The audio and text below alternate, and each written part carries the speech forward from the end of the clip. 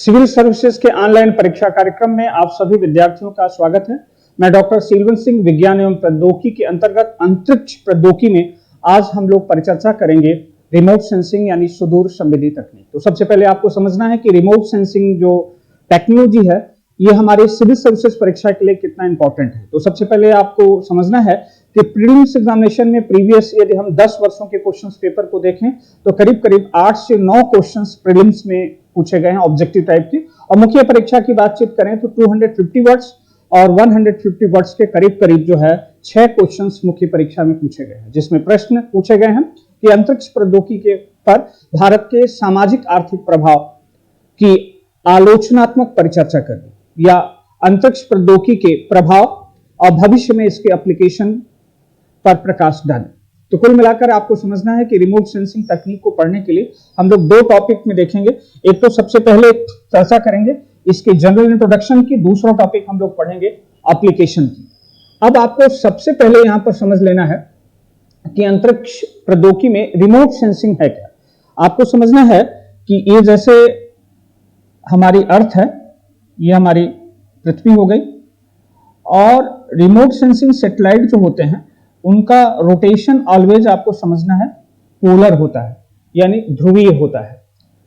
इन satellite को हम PSLV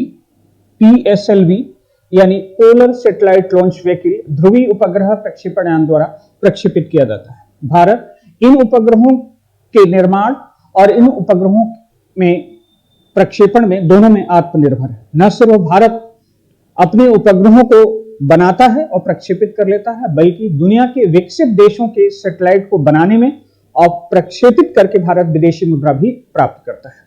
तो आपको यह समझना है कि ये रिमोट सेंसिंग सैटेलाइट हो गए, और इनकी जो स्थिति है यदि यहां से यहां के बीच में हम रखें तो ये करीब 600 से लेकर 1000 किलोमीटर की हाइट पर,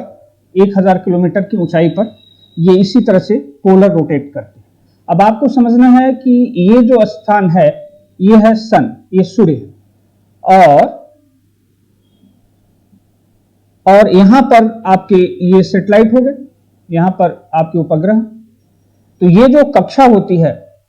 इस कक्षा का नाम है सन सिंक्रोनस ऑर्बिट, हिंदी में कहते हैं सूर्य तुल्यकालीन कक्षा। क्योंकि इस कक्षा की जो स्थिति होती है ऑलवेज सन के ठीक सामने होती है, इसीलिए इसको हम सन सिंक्रोनस ऑर्बिट के नाम से जानते हैं। तो इस रिमोट सेंसिंग तकनीक में हम पृथ्वी के ऊपर ये जो भी एरिया अर्थ का है या अर्थ के नीचे का भी जो एरिया है, पृथ्वी के ऊपर अथवा पृथ्वी के नीचे के जितने भी मिनरल रिसोर्सेस, खनिज संपदा, वन, समुद्री या जितने भी रिसोर्सेस हो सकते हैं, इसीलिए इसे संसाधन उपग्रह के नाम से भी जाना जाता है। इन संसाधनों की जांच पड़ताल करना, इनकी एग्जैक्ट स्थिति, इनकी पोजीशन की जानकारी करना रिमोट सेंसिंग कहलाता है। या इसके शाब्दिक अर्थों में कहते हैं कि सुदूर द्वारा यानी सुदूर से बिना किसी वस्तु को स्पर्श किए वांछित या आवश्यक जानकारी प्राप्त करना रिमोट सेंसिंग तकनीक कहलाता है। रिमोट सेंसिंग टेक्नोलॉजी में हम प्रकाश के 3 मूलभूत सिद्धांतों का प्रयोग करते हैं, जिसमें प्रकाश का परावर्तन, प्रकाश का विवर्तन और प्रकाश के उत्सर्जन। तो इस तीनों सिद्धांत पर, यानी जो किसी भी पदार्थ में जितने भी फिजिकल जो भौतिक परिवर्तन होते हैं उस गुण धर्म के आधार पर इसकी एग्जैक्ट कंडीशंस की जानकारी हम लोग प्राप्त करते हैं, और इसमें रेडियो मैग्नेटिक तरंगों का इस्तेमाल जो है किया जाता है। यदि हम भारत की बातचीत करें तो फ्रांस, अमेरिका, रूस, चीन के बाद रिमोट सेंसिंग तकनीकी का इजाद करने वाला, खोज करने वाला भारत दुनिया का 5वां देश है। रिमोट सेंसिंग तकनीक के द्वारा ही हम अपने संसाधनों का एब्सोल्यूट उसकी मात्रा, जब हम लोग पढ़ाई करते हैं, आप पढ़ते हैं पुस्तकों में कि भारत के पास पेट्रोलियम का भंडार इतना है, भारत में अभ्रक का भंडार इतना है, भारत में एल्युमिनियम का भंडार इतना है, तो विभिन्न प्रकार में दो चीजें आपको देखते हैं, एक तो किसी भी चीज का स्टोरेज और किसी भी चीज का जो उत्पादन हो रहा है। तो जो स्टोरेज की कंडीशंस होती है उसकी जानकारी हम रिमोट सेंसिंग तकनीकी से लगाते हैं। तो रिमोट सेंसिंग के एप्लीकेशंस की हम लोग बातचीत की जाए तो सबसे बड़ा और सबसे ज्यादा जो एप्लीकेशन है वो एग्रीकल्चर के सेक्टर्स में, जितनी भी खाद्यान्न वस्तुएं हैं, फसल यानी अनाज, फ्रूट्स या वेजिटेबल, उनकी एब्सोल्यूट मात्रा की जो जानकारी है, उत्पादन से पहले उसका आकलन करना, ये रिमोट सेंसिंग के बदौलत संभव हो पाती है। ठीक इसी तरह से भारतवर्ष में कितनी वन संपदा है, आप लोग समाचार पत्रों में पढ़ते होंगे कि आजकल जो वनों की जनगणना की जा रही है, अभी लेटेस्ट 2019 में वन जनगणना रिपोर्ट आई और इसमें कई बार प्रीलिम्स में प्रश्न भी आए हैं कि सुदूर संवेदी उपग्रहों से प्राप्त आंकड़ों के अनुसार भारत में वनों का प्रतिशत क्या है। तो वनों के जो डेटा था, जो आंकड़े थे, वो पहले हम लोग जो है वो मैन्युअली निकालते थे। आज हम रिमोट सेंसिंग की तकनीक के माध्यम से डेटा को कलेक्ट करते हैं। इसी तरह से आप फिशरीज की हम बातचीत करें, यानी मत्स्य पालन, तो फिशरीज के सेक्टर्स में जो भारत की अभूतपूर्व वृद्धि हुई है वो रिमोट सेंसिंग तकनीक के माध्यम से हुई। और रिमोट सेंसिंग तकनीक यानी हम अपने, आप जैसा जानते हैं कि भारत की लंबी समुद्री सीमा है और जो सी एरिया में फिशरीज है, यानी मछली को एब्सोल्यूट उनका मेजरमेंट करने, उनकी मात्रा को पता लगाने के साथ साथ मछलियों को पकड़ने में रिमोट सेंसिंग तकनीक की भूमिका है। या समुद्री जो रिसोर्सेस हैं, समुद्री जो भंडार है, उनकी एब्सोल्यूट जानकारी लेना, नदियों के प्रवाह की स्थिति की जानकारी लेना, या पृथ्वी के अंदर जो भूगर्भीय जल है उसकी मात्रा की जानकारी लेना। भारत के ऐसे दूर दराज के सेक्टर्स, चाहे वो पूर्वोत्तर की राज्यों की बात करें या राजस्थान की हम बातचीत करें, ऐसे एरिया जहां पर पानी की समस्या थी,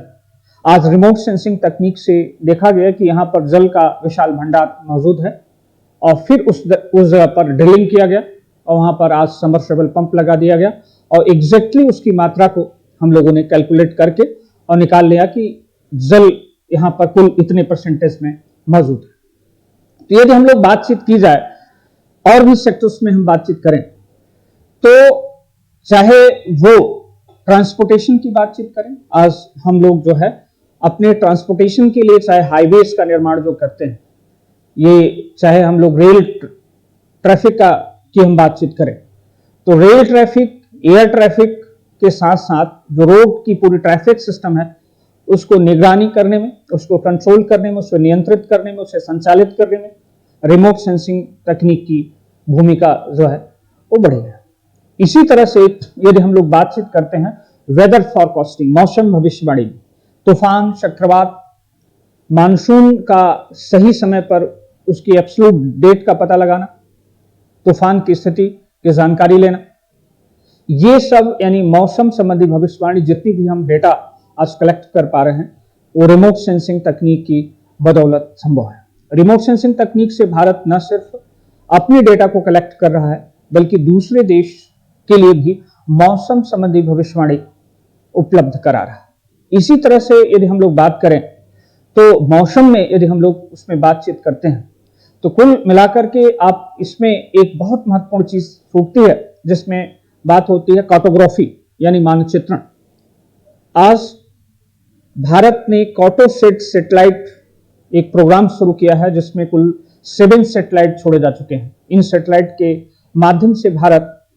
न सिर्फ अपने देश की मैपिंग तैयार कर रहा है बल्कि दुनिया के अन्य देशों की सैटेलाइट द्वारा मानचित्र तैयार होगा। इस मानचित्र तैयार होने से भारत अपनी भौगोलिक स्थिति में, चाहे उसकी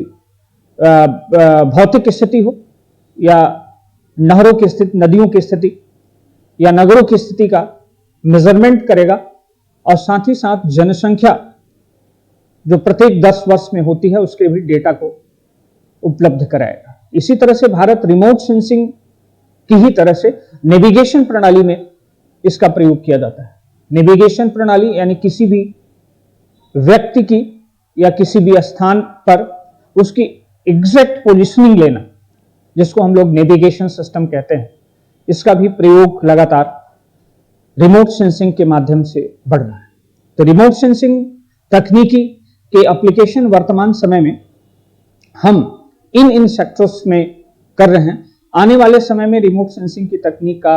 और विस्तार किया जाएगा, जिससे रिमोट सेंसिंग तकनीक को और विकसित करके